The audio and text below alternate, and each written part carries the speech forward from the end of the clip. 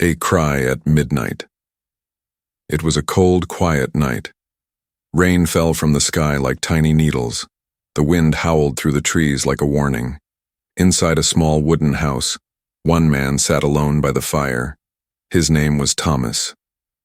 He lived far from town, deep in the woods. He liked the silence, he liked being alone, but that night, something changed. At first he thought it was the wind again. Wah, wah. Thomas sat up straight. That was not the wind. That was crying. Wah, wah. It was a baby.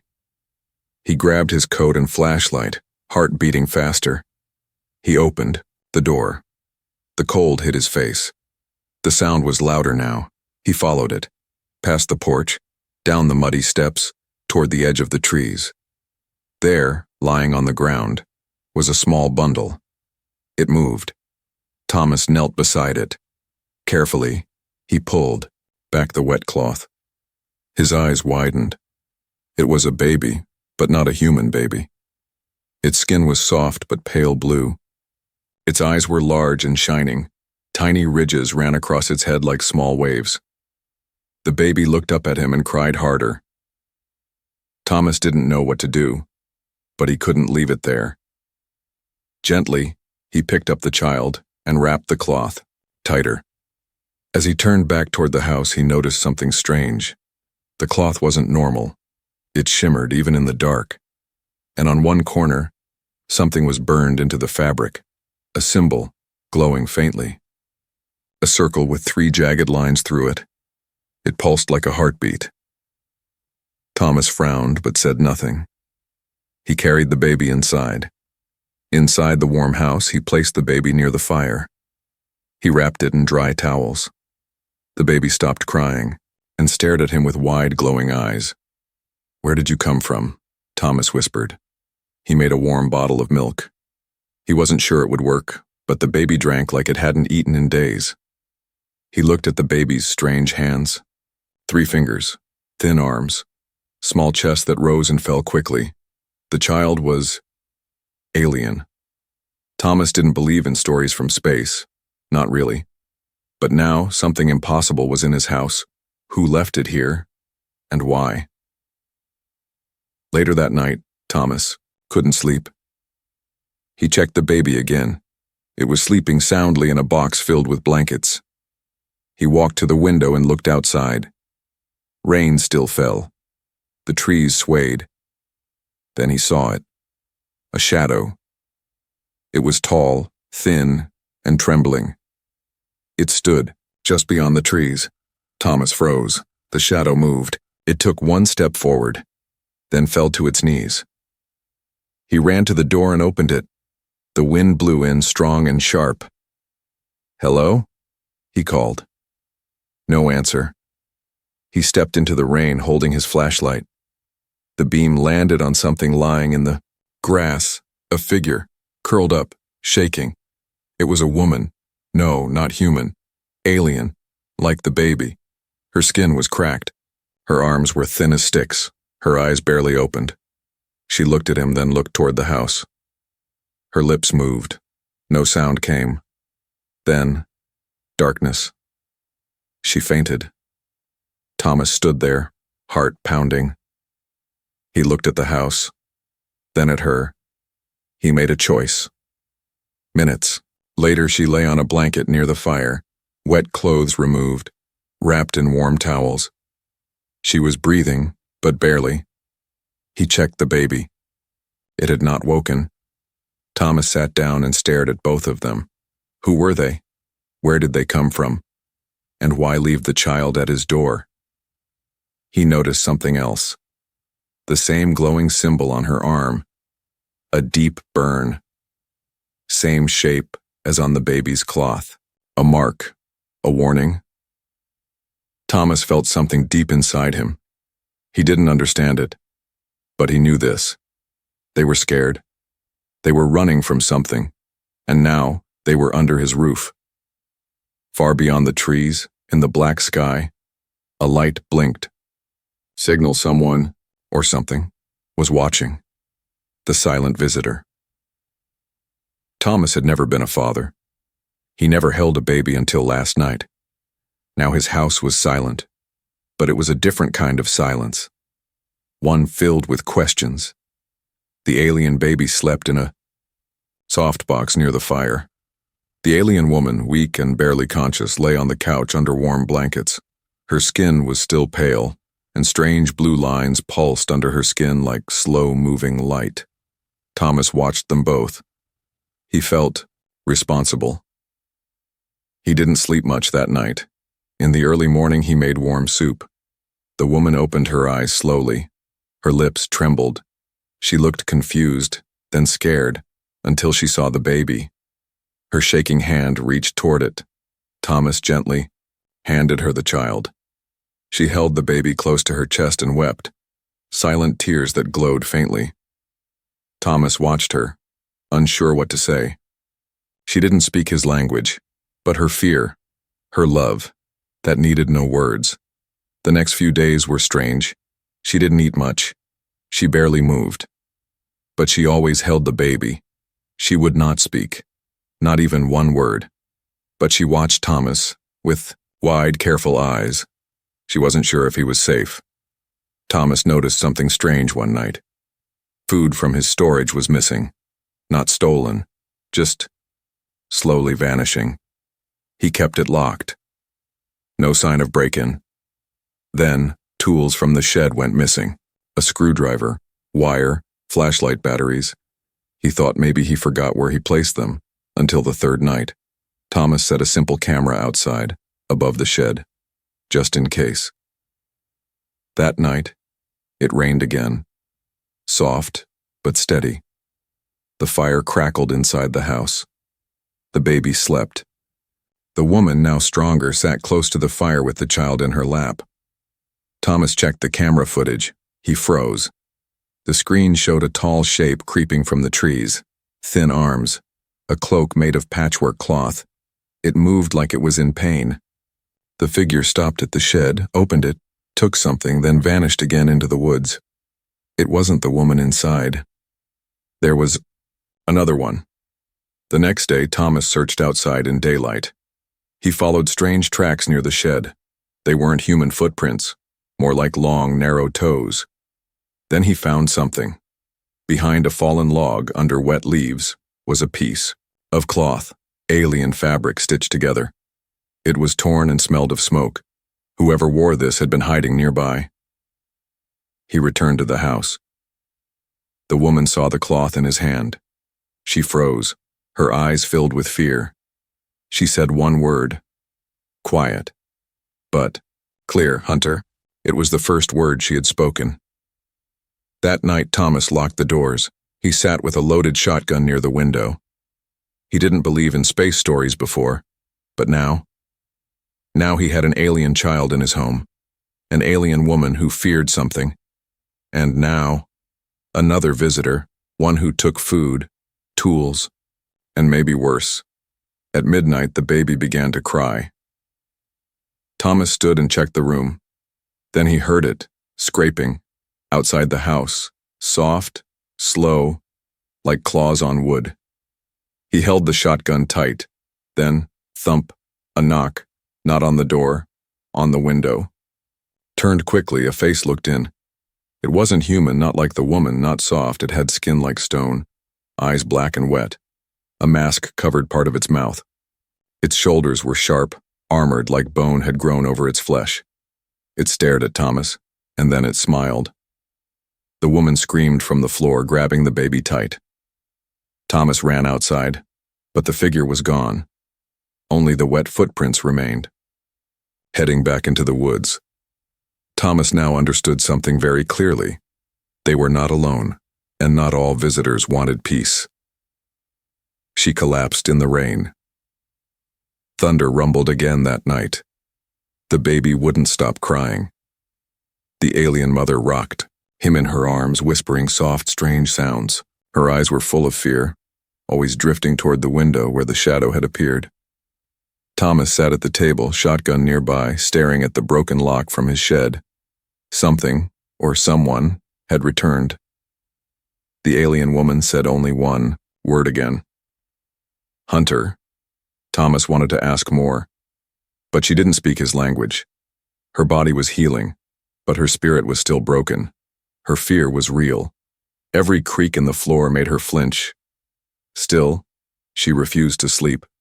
Not while the baby rested, not while the hunter was out there. In the morning, the woman was gone. Thomas panicked. The baby was still in the blanket, but she had vanished. No shoes, no coat. He rushed outside. Rain poured down hard. He called out, "Nothing." He followed footprints, bare, deep in mud, leading away from the house and into the forest. Why would she leave now? Thomas found her near the old stream. She was on her knees, hands pressed against a glowing stone half buried in the ground. He had never seen it before. The stone pulsed gently with blue light, like it was alive. The woman whispered in her language, pressing her forehead to the stone. Then she touched her chest and cried softly. Thomas stayed back, hidden behind a tree. He realized this wasn't just a stone. It was a grave marker. Someone she loved had died here. Maybe the father of the child. Maybe others had come with her and never made it. The woman stood suddenly, shaking badly. She turned toward the house, but her steps wobbled. Thomas ran to her as she collapsed in the mud. He carried her home. She was burning up, fevered, eyes rolling back, her breathing quick and shallow. Thomas placed her on the bed. She grabbed his arm and whispered something weakly.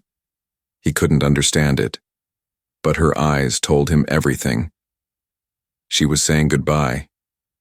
He shook his head. "No, you're not dying here. Not after everything." He remembered the med kit in his garage. It was old, human medicine, but it was all he had. He cleaned her wounds. He wrapped her arms and wiped her burning skin. He held a wet cloth to her forehead and whispered calm things, though she didn't know the words. The baby crawled near, curling at her side. His tiny hand touched her face, and something strange happened. The baby glowed, just a little. A soft light moved from his fingers into her skin. Thomas backed up in shock. The glowing lines under her skin began to brighten. Her breathing slowed. Her body relaxed. The fever was gone. What was this baby? That night, she slept like a stone. The baby curled beside her as if guarding her dreams. Thomas watched them for hours. This was no normal family, but they were trying to survive. Like him. The next morning, she woke. Her strength was returning. She tried to stand. Thomas handed her warm soup. She took it slowly, then touched his chest, looking into his eyes. Then she placed her hand on her own heart and said one word. Thank. It was the first real connection, a small bridge between two worlds. He smiled, nodded once, and placed a blanket over her shoulders. But in the corner of the window, something moved again, a reflection, a figure, watching, waiting, strange marks and hidden truths. It was a quiet morning, but Thomas could feel something was wrong. The alien woman was awake and alert now. She moved carefully around the house, keeping the baby close to her side. She no longer looked like someone near death, but her eyes always searched. Corners, shadows, doorways, like she was waiting for something terrible to return. Thomas noticed she never looked in mirrors. She would walk past them quickly, turning her face away. That's when he saw it. While changing the baby's blanket, he unfolded a hidden corner of the strange shimmering cloth. A second symbol, one he hadn't noticed before. Not the circle with jagged lines. This one was different. It was a black triangle with 3 sharp lines beneath it, and something written under it. Strange alien letters like a warning label. Thomas brought the cloth to her. "Do you know what this means?" he asked softly. She looked at it and froze. Her hands shook. Then she took a breath and slowly rolled up the sleeve of her left arm. What Thomas saw made his blood run cold. Branded into her skin, just above the elbow, was the same symbol. Not drawn, burned into her body, a mark deep and cruel. She touched the cloth, then her burn. Her voice trembled. Prisoner. Property. 2 words, 2 truths. Thomas sat back, stunned. She was a prisoner. No, not just that. She had been owned. He looked at her child, at the fear that never left her face. She hadn't run from a war or a crash. She had escaped slavery. That night, Thomas went to his old workshop. It was a steel shed at the edge of his property, mostly full of tools, boxes, and junk. He had once worked on an old satellite rig here. Years ago. He still had parts of it, wires, signal decoders, metal plates. Curious, he powered on the leftover scanner, just to see what might be floating above his forest now. Something was a low pulsing signal. He couldn't read it, but it matched the same pattern he had seen burned into the cloth. Someone was still tracking her. Back at the house, the baby began to cry again. Thomas rushed back in. The woman was holding him, trying to calm him, but the baby's skin was glowing again. Not bright, just soft light across the arms and cheeks. Thomas saw something strange. His toys, a metal wrench, an old can, a broken clock, were floating in the air nearby. He stared. The baby wasn't touching them. The baby was moving them, with its mind. He stepped back, stunned. The baby looked at him, and everything fell to the ground with a soft clatter. The woman looked at Thomas. No fear this time, just sadness. She opened her mouth slowly and said another word. Hybrid. Then, she pointed at the baby and placed a hand on her own belly. Thomas understood. The child was mixed. Part alien, part something else. Maybe not human, but something different. Created. Was that why they were hunted? That evening the wind grew colder. Thomas sat alone on the porch, shotgun across his knees. He couldn't sleep. Something about the symbol on the cloth haunted him. He looked again at the burn on the woman's arm. Then he realized the edges of the brand. They weren't clean. They were damaged, cut, like someone had tried to remove the mark or change it. Maybe it wasn't a mark of ownership anymore. Maybe she had changed it. Maybe she was more than just a runaway. Maybe she was a traitor to whoever made her a slave, or maybe she had stolen her freedom. Inside the house, the baby laughed softly in its sleep. The alien woman sat by the fire, watching it closely, never blinking. Thomas whispered to himself, I don't know who you are, or what you are. He looked at the dark trees again. But something is coming for you, and now for me too. The men who hunt her. The fog rolled in like a slow ghost, thick, heavy, unnatural. Thomas stood at the edge of his porch, shotgun in hand. His eyes scanned the trees, but he couldn't see past the first row. It had been quiet for 2 days. Too quiet. The alien woman barely spoke. The baby was calm, but watched the windows like he sensed something coming. Something bad. Thomas tried to act normal. Making food, fixing things, pretending they were safe. But the feeling in his chest said otherwise. Something was getting closer. Just after sunset, the silence broke. It started with a hum. Low, deep. Like metal vibrating. Then the lights in the house flickered. Then, boom, a flash outside. Not thunder, a ship. It wasn't large, no bigger than a truck, but it hovered above the clearing like a monster made of black glass. Thomas had never seen anything like it. The ship hissed and released steam. The grass below it burned. A door opened. 3 figures stepped out. Tall, armored, moving like trained killers. They weren't human, and they weren't looking to talk. The woman grabbed her child and backed into the kitchen, eyes wide with terror. She knew them. Thomas didn't wait. He locked the doors, grabbed every weapon he had, 2 hunting rifles, 1 pistol, and a hammer. The figures didn't knock. They scanned the house with glowing visors. Then one of them spoke through a device. Return, The escaped property. No harm will come to the male. Thomas stepped forward, voice calm but cold. She's not your property. She's a mother. There was a long pause. Then the voice returned. Wrong answer. The first window shattered with a hiss.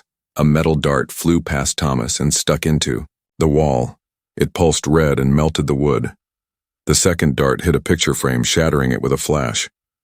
They weren't trying to kill him yet. They were testing the walls.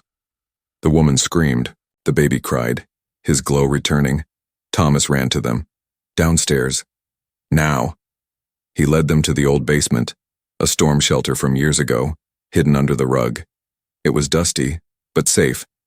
He shut the hatch just as the front door burst open above.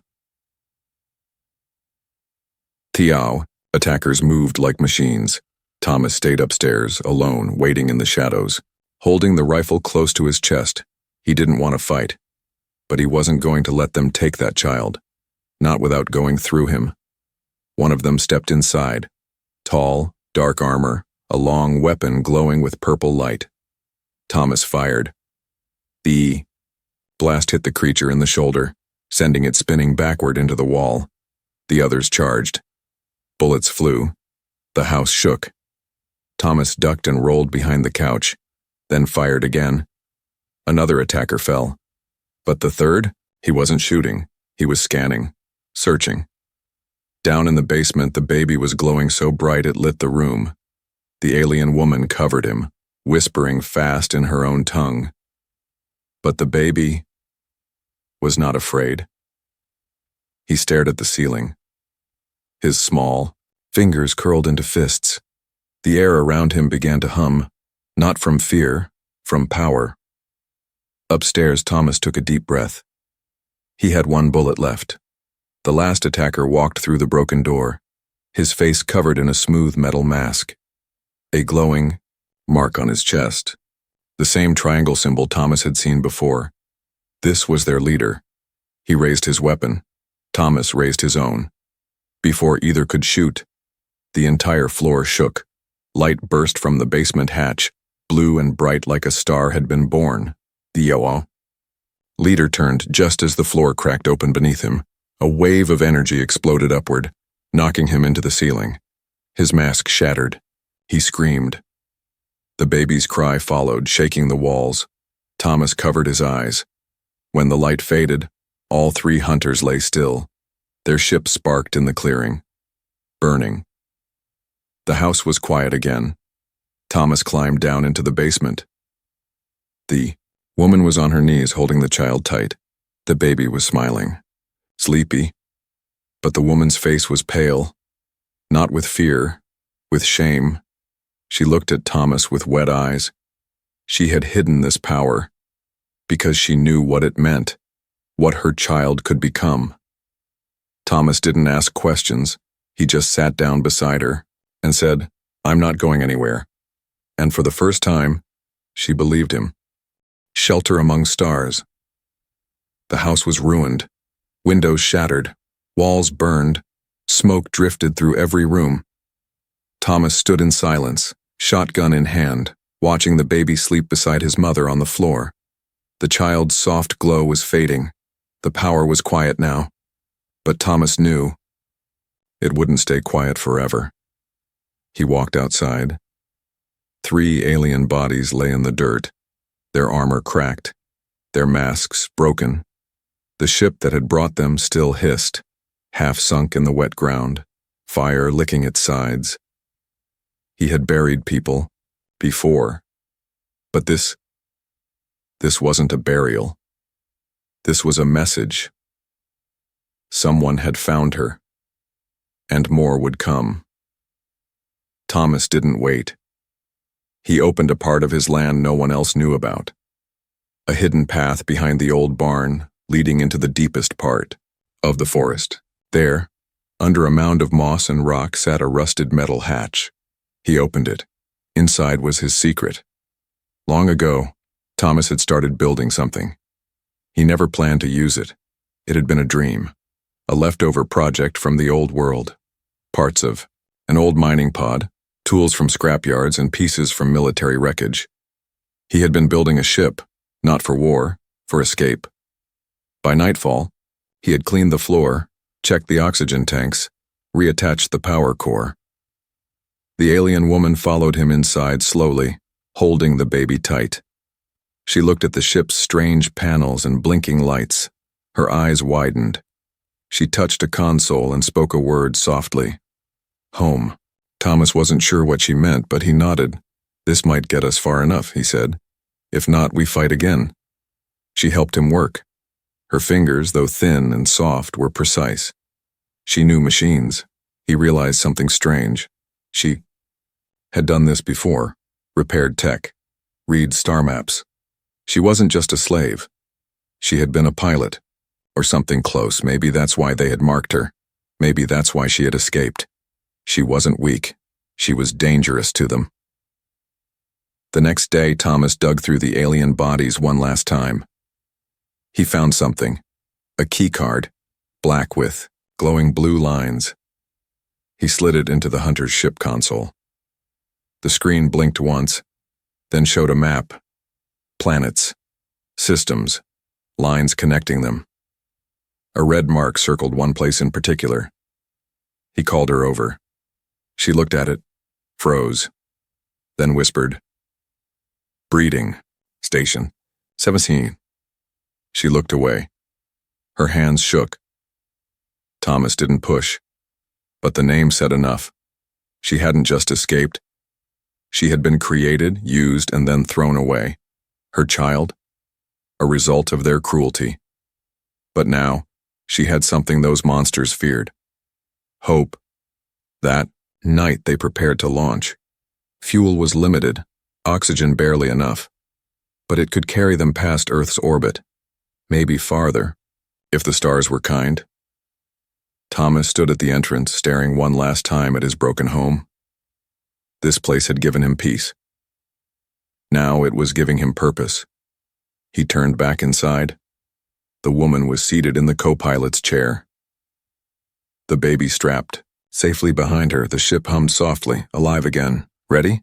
He asked. She looked at him, her hand resting over her heart. She said nothing, just nodded. Engines roared beneath the earth. The ship rose slowly, breaking free from the forest floor, moss and dust falling away. Above the trees, the sky opened, dark, endless, and full of stars.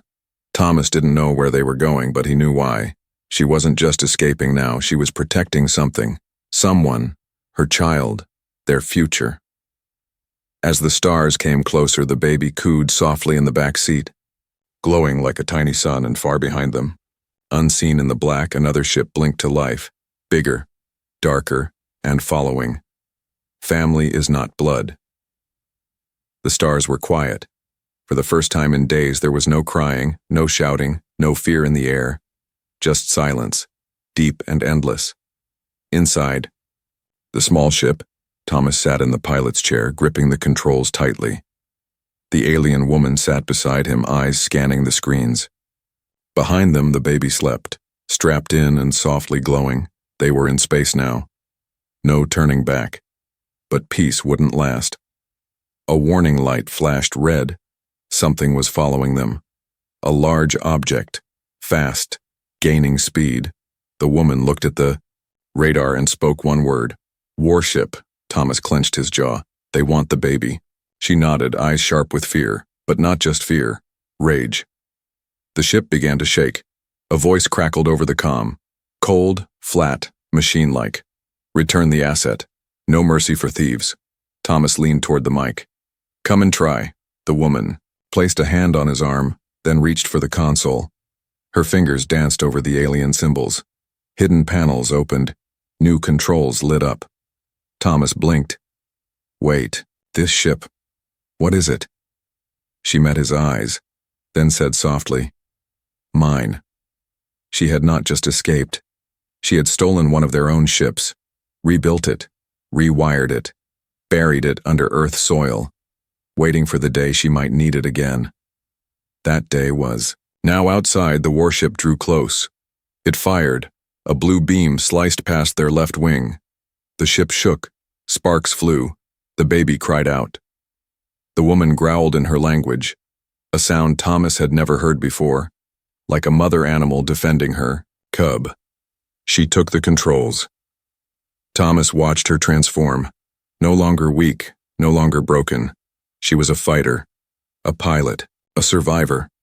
She flew like someone who had nothing left to lose except the one thing that mattered: her child. They dove through a meteor field, weaving between rocks the size of houses.